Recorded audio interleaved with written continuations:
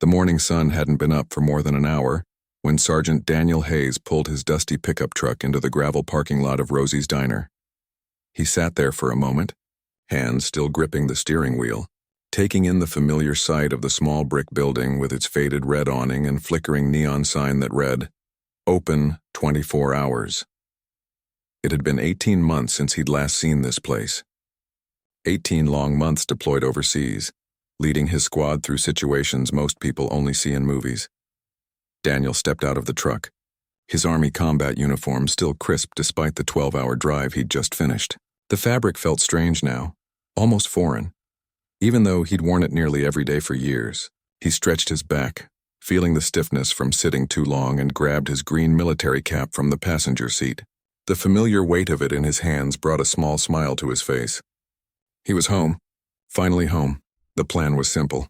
Stop for a quick breakfast, gather his thoughts, then drive the last 20 miles to his mother's house and surprise her.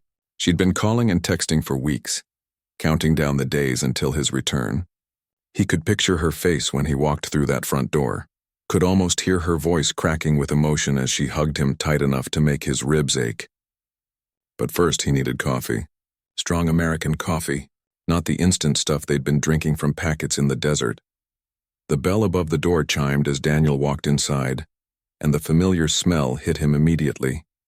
Bacon grease, fresh coffee, and something sweet baking in the kitchen. It smelled like normalcy. It smelled like peace. The diner looked exactly as he remembered it. Red vinyl booths lined the windows, their cushions patched here and there with duct tape. A long counter stretched along one wall with chrome-edged stools that spun if you pushed them hard enough. The black and white checkered floor had seen better days, but it was clean. A handful of people scattered throughout the diner barely looked up when he entered. An elderly man sat alone at the counter, reading a newspaper and nursing what was probably his third cup of coffee. Two construction workers in dusty jeans and work boots occupied a booth near the kitchen, laughing about something as they dove into plates piled high with eggs and hash browns. A young mother tried to keep her toddler entertained while she ate her toast, occasionally picking up crayons that rolled off the table. Normal people living normal lives. Daniel envied them that simplicity. He chose a corner booth near the back, the kind of spot he always preferred. Old habits from his training, he supposed. Always keep your back to the wall. Always have a clear view of the exits. Always stay aware of your surroundings. Some things become so automatic you don't even realize you're doing them anymore. The waitress appeared almost immediately. She was an older woman, maybe in her 60s, with gray hair pulled back in a practical ponytail and reading glasses hanging from a chain around her neck. Her name tag said Betty in fading letters. She carried a coffee pot in one hand and a tired but genuine smile on her face. "Coffee, honey?" she asked, already reaching for the mug on his table. "Yes, ma'am, please," Daniel replied, watching the dark liquid fill his cup. The steam rising from it looked like the most beautiful thing he'd seen in months. Betty set the pot down and really looked at him for the first time. Her eyes went to his uniform, then to his face, and something softened in her expression. "Just getting back?" she asked quietly. "Yes, ma'am. Got in about an hour ago." She placed her weathered hand briefly on his shoulder. "Thank you for your service, son. Really, thank you." There was weight in those words, like she understood what they meant, what they cost. Daniel nodded, not quite trusting his voice. These moments always got to him more than he expected. "Thank you," he managed. Betty pulled out her order pad. "What can I get you? And don't you dare worry about the price. Your money's no good here today." "Oh no, ma'am, I couldn't." "You absolutely can and you will," she said firmly but with warmth. "Now, what'll it be?" He ordered pancakes and bacon, keeping it simple. As Betty walked away calling his order to the kitchen, Daniel pulled out his phone. 15 missed calls from his mother, 23 text messages. He smiled and started typing out a message to let her know he was close, that he'd be there soon. But his fingers hesitated over the send button. No, he thought. Better to keep it a surprise. The bell above the door chimed again. Daniel glanced up out of habit and saw 2 police officers walk in. They were both middle-aged white men, one slightly taller than the other, both carrying the confident stride of people used to authority. They wore the navy blue uniforms of the local police department, badges gleaming on their chests, utility belts heavy with equipment. They headed straight for the counter and took seats on the spinning stools, greeting Betty like old friends. Daniel turned his attention back to his phone, scrolling through messages from his squad members. They'd all made it home safely, scattered back to their own corners of the country. Their group chat was full of jokes and plans to meet up sometime, promises to stay in touch that he hoped they'd actually keep. His coffee was perfect. Hot, strong, bitter in that good way that made you feel more alert with each sip. He could hear the officers at the counter talking, their voices carrying across the quiet diner. Something about recent break-ins on the east side of town. Someone's garage had been cleaned out, tools stolen. They were telling Betty to make sure she locked up carefully when she closed. The construction workers finished their meals and left, tossing a friendly nod toward the officers on their way out. The old man at the counter continued reading his paper, occasionally making small comments to Betty as she refilled his coffee. The mother successfully convinced her toddler to eat a few bites of scrambled eggs. Everything felt so wonderfully ordinary. Betty brought Daniel's pancakes, and they looked amazing. 3 perfect golden circles stacked high, butter melting over the top, steam still rising from them. The bacon was crispy, just the way he liked it. He thanked her and dug in, savoring every bite. Food always tastes better when you've gone months eating nothing but military, rations and whatever local fare you could safely consume. He was halfway through his meal when he remembered. He needed to check if he had enough cash. He'd been living on his military account overseas, and he wasn't sure what bills were in his wallet. Daniel reached into his jacket pocket, his hand moving toward the inner fold where he kept his wallet secure. That simple movement, innocent and automatic, changed everything. He didn't notice at first, too focused on his breakfast and his thoughts of home. But at the counter, one of the officers had turned on his stool. The taller one, with sharp features and suspicious eyes, was staring directly at him. The officer elbowed his partner and whispered something, his body language shifting from relaxed to alert in an instant. Daniel pulled out his wallet and flipped it open, counting his bills. He had plenty. He'd be fine. Betty had said his meal was free, but he'd planned to leave her a generous tip anyway. She seemed like the kind of person who needed it and would appreciate it. When he looked up, both officers were watching him now. Not casually, not friendly, watching him the way predators watch prey. Their hands had moved slightly, positioned closer to their belts. Their faces had hardened. Daniel's military instincts kicked in immediately. Something was wrong. The peaceful morning he'd been enjoying suddenly felt fragile, like glass about to shatter. His heart rate increased slightly, his awareness sharpening. He'd been in enough tense situations to recognize the signs. The taller officer stood up from his stool. His hand didn't leave his belt. He started walking toward Daniel's booth, his partner following close behind. And just like that, Daniel knew his quiet breakfast was over. The taller officer reached Daniel's booth first, his shadow falling across the table like a dark cloud blocking out the sun. Up close, Daniel could see the name Daniel stitched on his uniform. The man's jaw was set tight, his eyes cold and assessing. His partner, whose name tag read Porter, positioned himself slightly to the side, creating what Daniel recognized immediately as a tactical formation. They were treating him like a threat. "Morning," Daniel said, but there was no warmth in it. It wasn't a greeting. It was an opening move. Daniel set down his fork carefully, keeping his movements slow and deliberate. "Morning, officers. Is there a problem?" "That's what we're trying to figure out," Daniels replied, his hand resting on his belt near his weapon. "You're not from around here, are you?" The question hung in the air like an accusation. Daniel felt the familiar weight of exhaustion settle over him, but this time it had nothing to do with his long drive or his deployment. This was a different kind of tired, the kind that seeps into your bones when you realize that some things never change, no matter how far you travel or what you do. "Just passing through," Daniel said evenly, keeping his voice calm and respectful. "Stopped for breakfast before heading home." "Home," Porter repeated as if testing the word. "Where's home?" "About 20 miles north of here. Cedar Springs."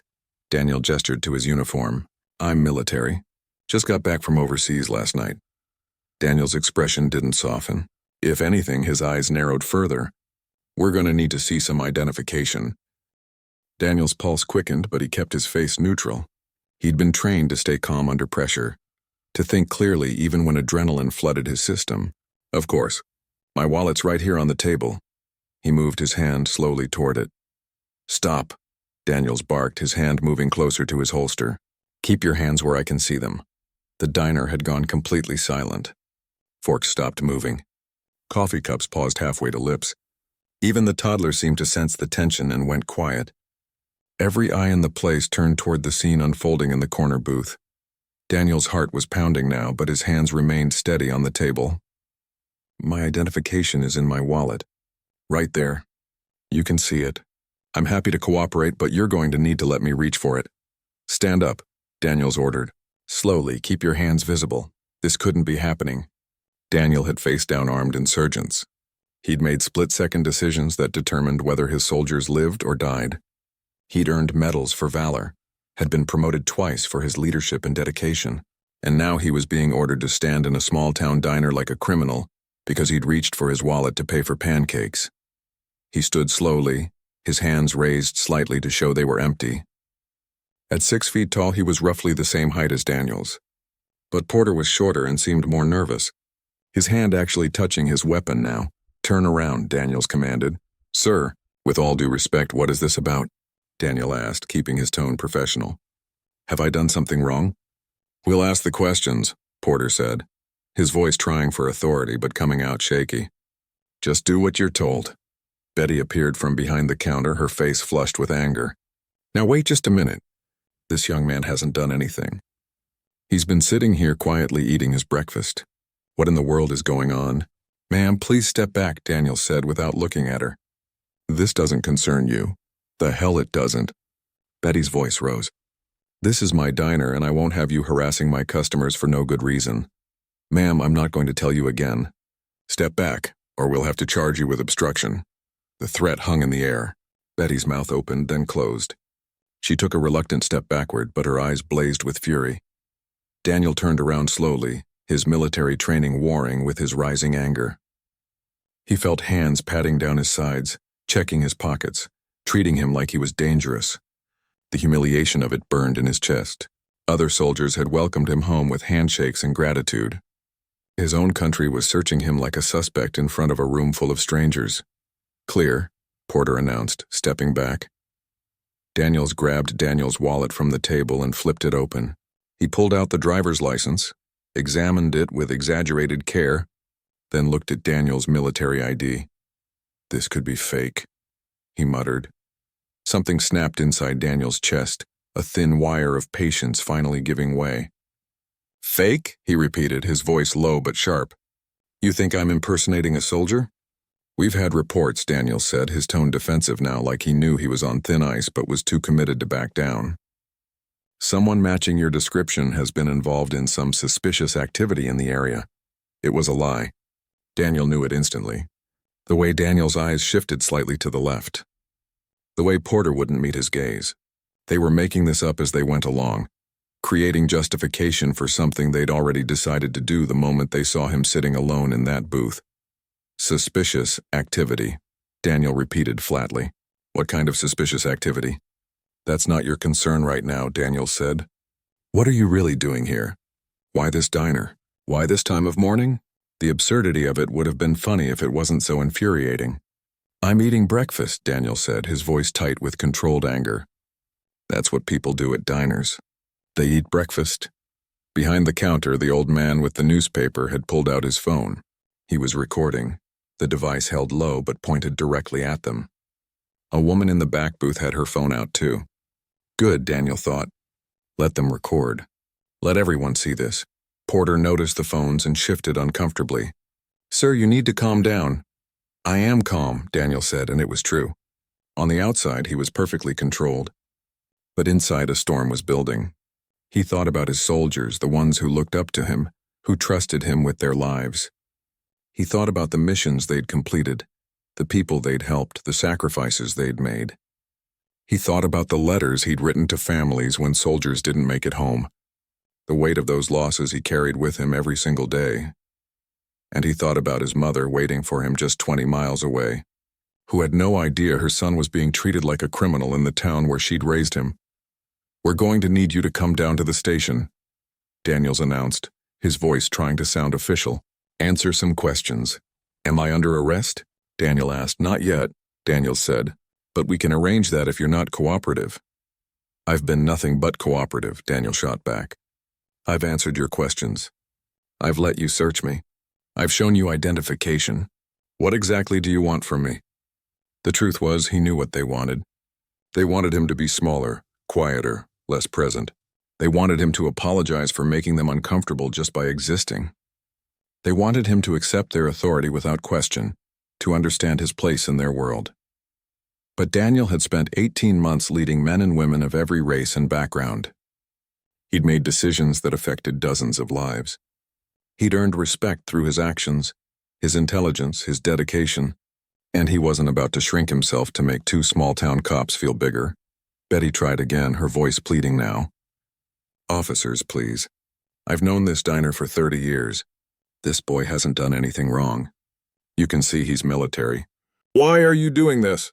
Ma'am, final warning, Porter said, his hand moving to his handcuffs. The old man at the counter spoke up, his voice gravelly but firm. I'm recording this, just so you know. Everything you're doing right now is being recorded. Daniel's face flushed red. Sir, you need to put that phone away. I don't think I do, the old man replied calmly. This is a public place. I have every right to record. The tension in the diner had reached a breaking point. Daniel could feel it crackling in the air like electricity before a lightning strike. His hands were still visible, still steady, but his mind was racing through options. He could comply, go to the station, let them waste his time with their baseless questions. He could call a lawyer, make a formal complaint later. He could do everything by the book, or he could end this right now. His eyes met Daniel's cold stare. Officer, Daniel said quietly, his voice carrying a new edge of authority that made even Daniel's pause. I think you need to look at my identification again. More carefully this time. Check behind the driver's license. Something in his tone made Daniels hesitate. For the first time since approaching the booth, uncertainty flickered across the officer's face. Check it, Daniel repeated, his voice steady as steel. Look at the credentials behind my driver's license. Take your time. I'll wait.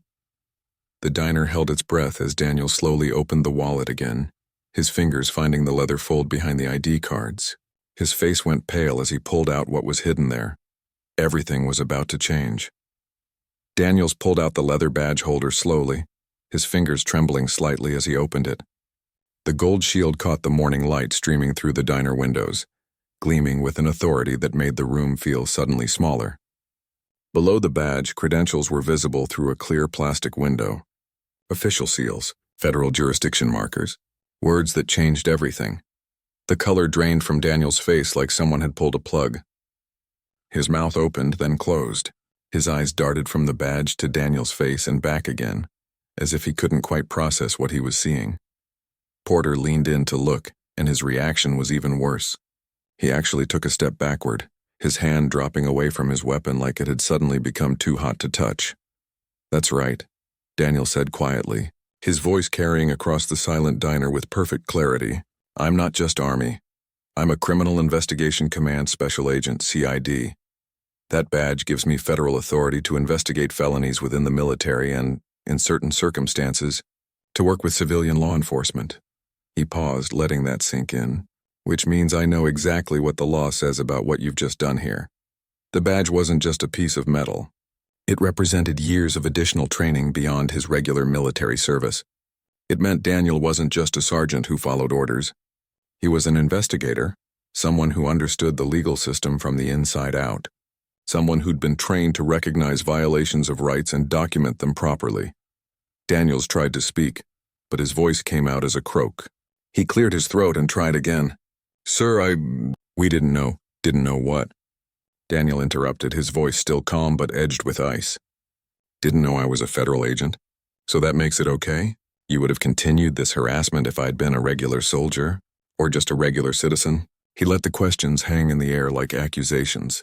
Tell me, Officer Daniels, at what point does a person earn the right to eat breakfast in peace? Porter found his voice, stammering. We were just doing our job. We had reports. Stop, Daniel said sharply. Don't insult both of us by continuing that lie. There were no reports.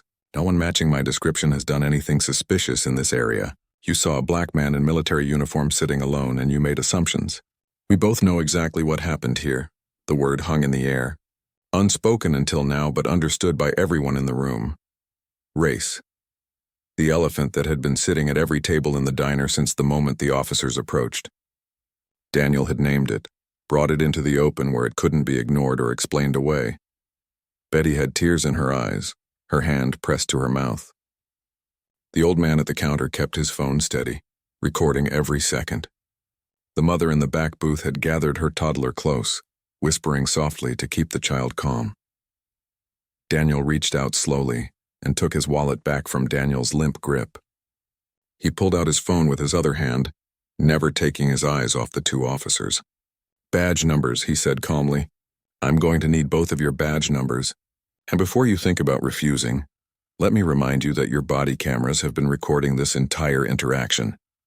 The mention of body cameras made both officers flinch. In their aggressive approach, they'd forgotten about the devices clipped to their uniforms, steadily documenting everything they'd said and done. Every assumption, every threat, every moment of unnecessary escalation. "Daniels, 2847, the taller officer said quietly. His earlier confidence completely evaporated. "Porter, 3192, the other added, his voice barely above a whisper. Daniel typed the numbers into his phone, his fingers moving quickly across the screen. "I'm also going to need your full names and your direct supervisor's contact information. And before this goes any further, you should know that I've spent the last 18 months investigating crimes. I know how to document evidence. I know how to build a case. I know exactly what questions Internal Affairs will ask and what documentation they'll require." He gestured around the diner. "And as you can see, we have multiple witnesses and at least 2 civilian video recordings of this incident." Daniels seemed to shrink inside his uniform. "Agent Hayes, please, if we could just—" "Sergeant Agent Hayes," Daniel corrected coldly. "And no, we can't just anything. You don't get to harass someone and then ask for favors when you realize you made a mistake." He turned his phone around, showing them his screen. "I'm looking at my emails right now. I have 17 requests waiting for me from various units needing assistance with investigations. I have connections with MPs, CID agents, and federal law enforcement across 3 continents. I have the direct contact information for civil rights organizations who would be very interested in this incident. The threat wasn't subtle, and it wasn't meant to be." Daniel was showing them exactly how much power they'd just provoked, how many consequences could rain down from their actions. Porter looked like he might be sick. "Sir, we made a mistake. A serious mistake. We understand that now. Do you?" Daniel asked, his voice sharp. "Do you really understand? Because here's what I understand. I understand that I served my country for years. I understand that I've led soldiers through combat zones, that I've investigated murders and assaults and crimes that would give you nightmares. I understand that I've bled for this country, lost friends for this country, missed birthdays and holidays and my mother's surgery because I was overseas serving this country." His voice grew harder. "And I understand that despite all of that, I can't even sit in a diner and eat pancakes without being treated like a criminal." The diner was so quiet you could hear the coffee maker gurgling behind the counter. Every person in the room felt the weight of Daniel's words, the pain and frustration behind them. Betty finally moved, walking toward the booth with determined steps. "These officers are leaving now," she announced, her voice shaking but firm. "They're leaving my diner and they're not coming back until they've learned how to treat people with basic human decency." "Betty," Porter started. "Don't you Betty me, Richard Porter. I've known your mother since before you were born and she raised you better than this. Now get out." The old man at the counter spoke up again, his voice carrying the authority of age. "I'm Tom Williams, retired attorney. I saw everything and I'll be happy to provide a statement to anyone who needs one." He looked directly at the officers. "You boys should be ashamed of yourselves." Another voice joined in, the mother from the back booth. "I recorded it too, all of it. And I'll be posting it everywhere I can think of unless this gets handled properly." Daniel watched as the officers realized they weren't just dealing with one federal agent. They were dealing with an entire community that had witnessed their actions and wasn't going to stay silent. In trying to intimidate one man, they'd managed to turn a whole diner against them. "Your supervisor's name," Daniel repeated, his voice cutting through the murmur of voices. "Now, Lieutenant Shaw," Daniel said quietly. "Michael Shaw, he's at the station." Daniel typed the information into his phone. Here's what's going to happen. You're going to leave this diner. You're going to return to your station, and you're going to inform Lieutenant Shaw that there's been an incident requiring his immediate attention. You're going to tell him everything that happened here, and you're going to tell him that Agent Hayes will be contacting him within the hour. He paused. And if you think about trying to spin this story in your favor, remember that we have multiple recordings and witnesses. The truth is already documented. Porter nodded quickly, seeming eager to escape. But Daniel stood his ground for a moment longer, something flickering in his eyes. Pride maybe, or stubbornness, or just the inability to fully accept what had happened. Is there something else, Officer Daniels? Daniel asked. The uniform, Daniel said finally, his voice defensive. Anyone can buy a uniform online. We have to verify. It's our job to be suspicious. The excuse hung in the air, weak and transparent. Daniel felt a wave of exhaustion wash over him. This was the part that hurt most. Not the harassment itself, but the willful blindness, the refusal to acknowledge what had really happened here. You're right, Daniel said quietly. Anyone can buy a uniform. But you didn't stop me because you thought the uniform was fake. You didn't approach me with questions about verification. You came over here with your hands near your weapons, treating me like a threat before you'd spoken a single word to me. You humiliated me in front of this entire diner based on nothing but your assumptions. He shook his head. And the saddest part, you still don't really see what you did wrong. You're just scared because you got caught. The truth of it hit home. Daniels' face flushed red and he finally looked away. Leave, Betty said again, pointing toward the door. Now. The two officers walked toward the exit, their earlier swagger completely gone. They moved like men heading toward an execution, knowing that nothing would ever be quite the same after today. The bell above the door chimed as they left, and somehow it sounded different now. Harsher, more final. The door closed behind them, and the diner collectively exhaled. For a long moment, nobody moved. Daniel stood beside his booth, his hands still steady but his heart hammering in his chest. The adrenaline that had kept him composed during the confrontation was starting to fade, leaving behind a hollow feeling in his stomach that had nothing to do with hunger. Betty was the first to break the silence. She hurried over to Daniel, her eyes still wet with tears. And before he could say anything, she wrapped him in a tight hug. I'm so sorry, she whispered. I'm so sorry that happened to you. The unexpected kindness nearly broke through Daniel's carefully maintained control. He returned the hug briefly, then gently stepped back. It's not your fault, he said quietly. But it happened in my diner, under my roof. Betty shook her head, angry tears spilling down her cheeks. That could have gone so much worse. If you hadn't had that badge, if you hadn't known your rights, her voice cracked. I've seen those boys in here 100 times. You never thought they'd do it where you could see it. Daniel finished softly. But this happens, Betty. More often than people want to believe. Tom Williams, the old man from the counter, had walked over with his phone still in hand. I've already uploaded the video to my computer, he said. Backed it up 3 different ways. Whatever you need, son, I've got it documented. He extended his hand, and when Daniel shook it, the older man's grip was firm. I was an attorney for 42 years. Handled some civil rights cases back in the day. This is textbook discrimination, and you've got all the evidence you need. The mother from the back booth approached hesitantly, her toddler on her hip. I sent my video to my email and my husband's phone, she said. Just in case. I'm Rachel Chen, by the way. I teach at the elementary school here.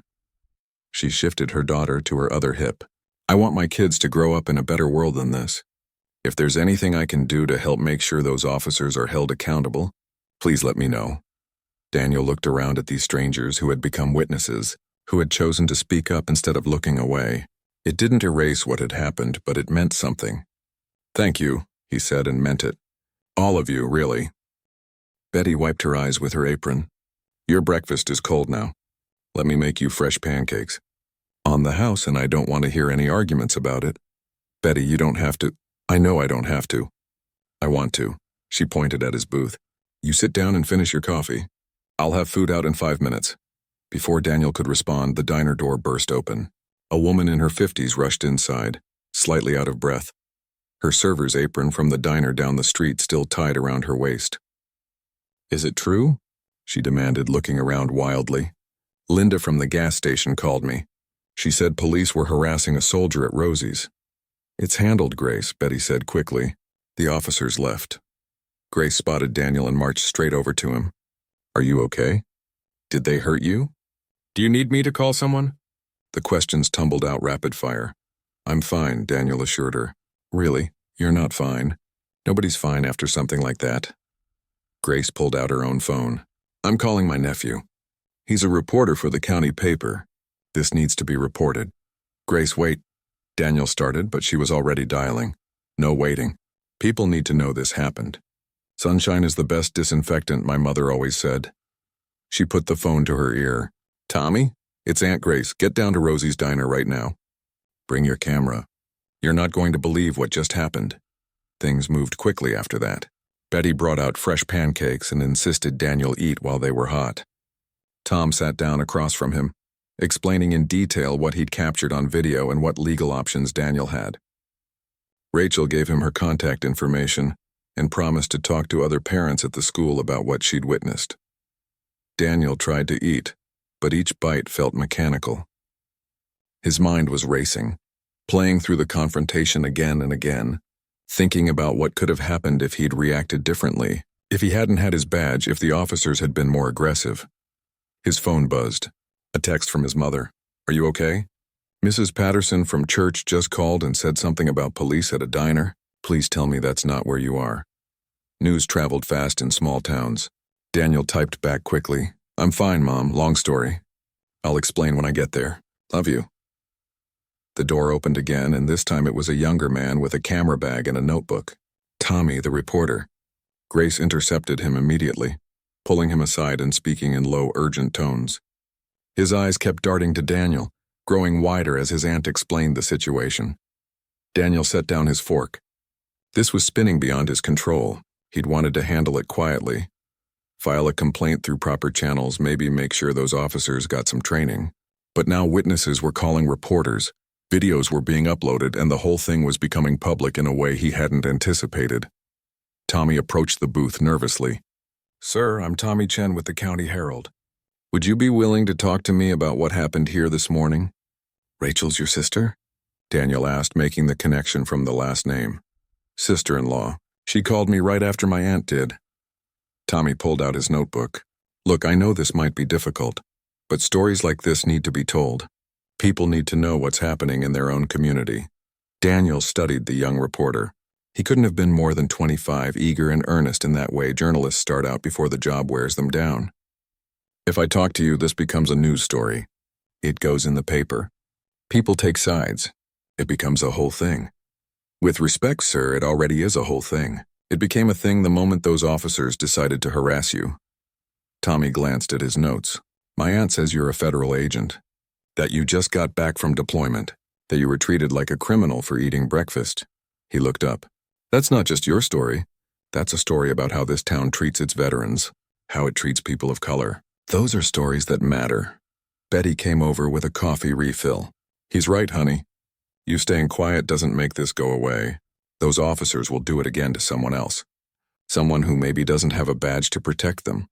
The truth of that hit Daniel hard. He thought about the countless other times this probably happened. The people who didn't have his training or his credentials, who couldn't defend themselves the way he had. If he stayed silent, what message did that send? Okay, he said finally. I'll talk to you. But I want to be clear about something. This isn't about revenge. This is about accountability. Those officers made assumptions based on the color of my skin, and they escalated a situation that never should have been a situation at all. That's not acceptable, and it needs to be addressed. Tommy nodded, already writing. Can you walk me through exactly what happened? Daniel took a breath and began recounting the morning's events, starting with pulling into the parking lot, excited to be home, ordering breakfast, the officers entering, the way everything changed when he reached for his wallet. As he spoke, the anger came back fresh and sharp. The humiliation of being searched in front of everyone, the lies about suspicious activity, the threat of arrest for doing nothing wrong. And when you showed them your badge, Tommy asked, they panicked. Both of them realized they'd made a massive mistake, but you could see it in their faces. They weren't sorry they'd done it. They were sorry they'd done it to someone who had the authority to make them face consequences. Tom interjected from across the booth. I've got the whole confrontation on video. The threats, the illegal search, everything. I'll provide copies to whoever needs them. Tommy's pen flew across his notebook. This is important. This is really important. He looked up at Daniel. Would you be willing to be photographed? Daniel hesitated. A photo made it even more real, more permanent. But then he thought about his soldiers, about the values they'd fought for. Justice, equality, the idea that everyone deserves to be treated with dignity regardless of who they are or what they look like. Yes, he said. I'll do the photo. As Tommy set up his camera, Daniel's phone buzzed again. This time it was an unknown local number. He answered cautiously. Hello? Agent Hayes? This is Lieutenant Michael Shaw with the local police department. I just had 2 of my officers come in looking like they'd seen a ghost, telling me I needed to call you immediately. The lieutenant's voice was professional but tense. I'm going to need to hear your version of what happened this morning. Daniel glanced at the people gathered around him. Betty with her fierce protective energy, Tom with his evidence and legal knowledge, Rachel and Grace ready to speak up, Tommy with his camera and his notebook, these strangers who had become allies. Lieutenant Shaw, Daniel said clearly, I think you and I need to have a very long conversation, and I think you're going to want to see the video evidence before we talk. Are you available to meet in person? There was a pause on the other end of the line. I can be at the diner in 10 minutes. Make it 15, Daniel said. I'm finishing my breakfast. He ended the call and looked at his cold pancakes. Suddenly he was hungry again. Not for food exactly, but for something else. For justice. For change. For the simple right to exist without having to constantly prove his worth. The lieutenant's on his way, he announced to the group. Betty nodded firmly. Good. We'll all still be here when he arrives. Every single one of us. And just like that, Daniel wasn't alone anymore. Lieutenant Michael Shaw arrived in exactly 15 minutes, just as Daniel was finishing the last bite of his pancakes. The bell above the door chimed, and a tall man in his late 40s entered. His uniform pressed and crisp, his expression serious but not defensive. He had the bearing of someone who'd been in law enforcement long enough to know when something had gone very wrong. His eyes swept the diner, taking in the unusual gathering. Betty standing with her arms crossed. Tom with his phone and notebook. Grace, Rachel, Tommy with his camera. And in the center of it all, Daniel, sitting calmly in his booth with an empty plate in front of him. Shaw walked directly to the booth, and Daniel could see him processing the situation with every step. This wasn't some routine complaint. This was bigger. Agent Hayes, Shaw said, extending his hand. Lieutenant Shaw, thank you for agreeing to meet with me. Daniel shook his hand, noting the firm grip, the direct eye contact. Lieutenant, may I sit? Daniel gestured to the seat across from him. Shaw sat down, and Betty immediately appeared with coffee. You'll want this, she said to the lieutenant, her tone suggesting it wasn't a question. Shaw accepted the cup with a nod of thanks, then turned his full attention to Daniel. I've spoken with Officers Daniels and Porter. I've heard their version of events. But I want to hear yours from the beginning in your own words. Have you watched their body camera footage yet? Daniel asked. Not yet. I came straight here when they said it was urgent. Shaw pulled out a small notebook. But I will be reviewing it the moment I get back to the station. Then let me save you some time, Tom interrupted, sliding into the booth next to Daniel. I recorded the entire incident from start to finish. So did Mrs. Chen over there. We've got multiple angles of everything that happened. Shaw's expression tightened, but he remained professional. I appreciate that, sir. Those recordings will be very helpful for the investigation. He looked back at Daniel. Agent Hayes, please. Tell me what happened. Daniel recounted the story again, but this time with more detail. The way the officers had watched him before approaching. The immediate hostility in their tone. The illegal search. The fabricated claims about suspicious activity. The threats. The humiliation. As he spoke, Shaw's face grew darker, a muscle in his jaw twitching. They told me there were reports, Shaw said finally. Reports of suspicious activity matching your description. There weren't, Daniel said flatly. That was a lie, and we both know it. They saw a black man in uniform, made assumptions, and acted on those assumptions without any legal justification. Shaw was quiet for a long moment, staring down at his coffee. When he looked up, there was something in his eyes that Daniel hadn't expected. Genuine anger. "You're right," Shaw said quietly. "And I apologize. Not just as their supervisor, but as someone who's supposed to ensure my officers uphold the law, not violate it." The admission surprised Daniel. He'd expected defensiveness, excuses, the usual bureaucratic dance. But Shaw seemed different. "I've been with this department for 23 years, Shaw continued. "I've worked hard to build trust in this community, to make sure our officers understand that their job is to protect everyone, regardless of who they are or what they look like." He shook his head. "And in one morning, 2 of my officers destroyed years of that work. They violated your rights, they abused their authority, and they brought shame to this badge." He touched his chest where his own badge rested. "That's unacceptable. What happens now?" Daniel asked. "Now? Both officers are suspended immediately, pending a full investigation. Internal Affairs will review all evidence, including the body camera footage and the civilian recordings. There will be a formal inquiry into their conduct." Shaw's voice was firm. "And depending on the findings, they could face termination and criminal charges for violating your civil rights." Betty had been listening from behind the counter. "Good," she said loudly. "Because what they did was disgraceful." Shaw nodded. "I agree, ma'am, completely." He turned back to Daniel. "I want you to know that this will be handled properly. I can't undo what happened to you this morning, but I can make sure there are consequences, and that changes are made to prevent it from happening again." "Changes like what?" Daniel asked, pressing the point. Shaw took a breath. "Mandatory retraining for the entire department on implicit bias and de-escalation, regular community oversight meetings, body camera footage review protocols, and honestly a hard look at our hiring and training practices." He met Daniel's eyes. "I can't promise perfection, but I can promise effort. Real effort." Tommy had been scribbling notes furiously. "Lieutenant, are you willing to go on record with those commitments?" Shaw glanced at the young reporter, then nodded. "Yes, put it in the paper. People should know what we're doing to fix this." Daniel felt something shift in his chest. This wasn't the victory he'd imagined when he'd shown his badge.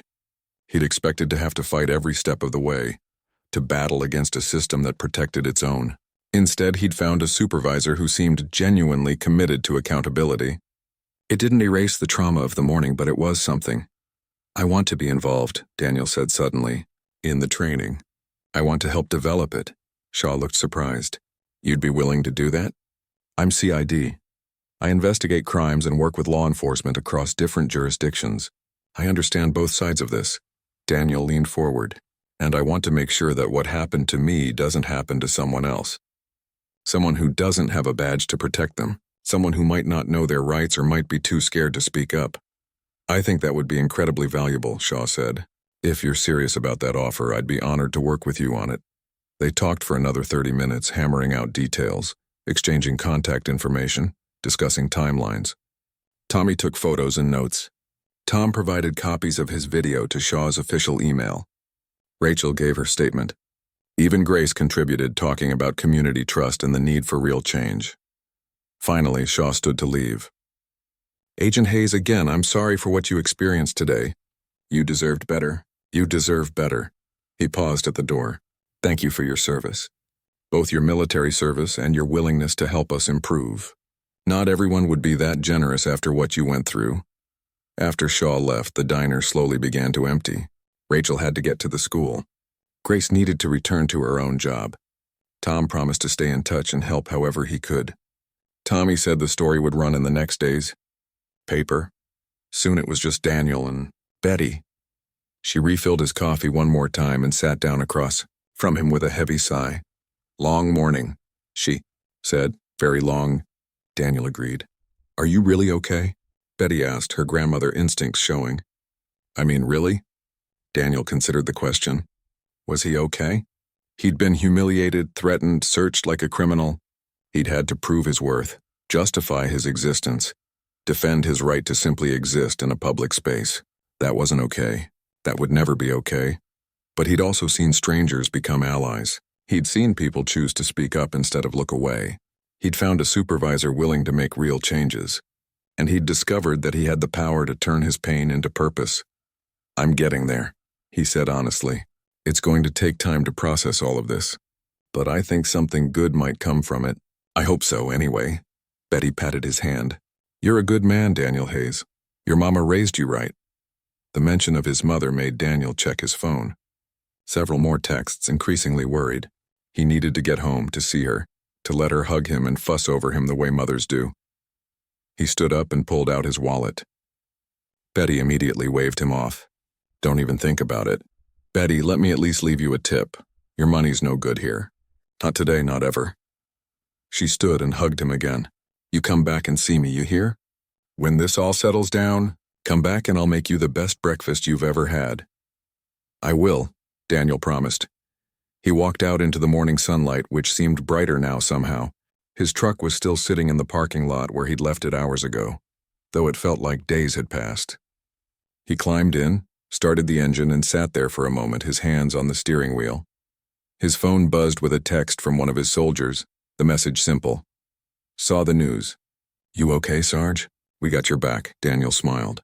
He typed back, I'm okay. Thanks, brother. Then he put the truck in gear and headed toward home.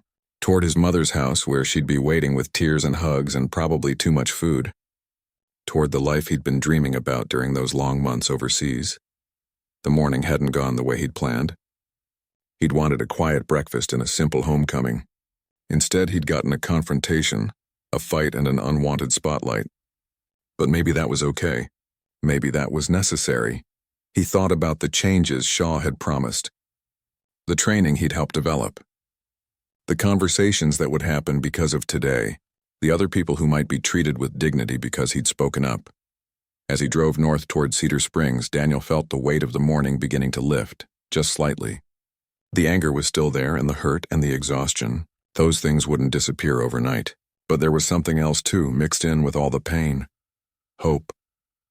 Hope that things could be better, that change was possible, that his voice and the voices of those witnesses who'd stood with him could make a difference.